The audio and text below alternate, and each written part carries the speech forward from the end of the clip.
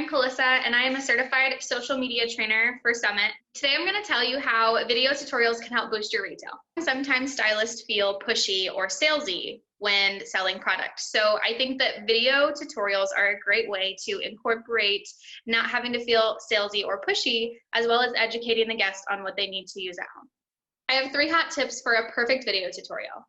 Tip 1, make sure you have a clean background and great lighting. Tip 2, set yourself up for success and have a game plan. My favorite thing to do is get all of my products in a row in the order that I need to use them, so it's easy for me to set myself up for the next portion of the video. And tip 3, apps are our best friend.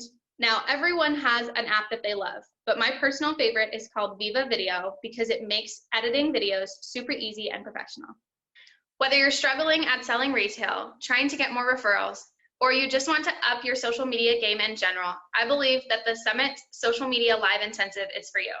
So what that consists of is 4 consecutive meetings live with me, one-on-one, where you can ask any questions and I lead you in and out of the entire social media experience.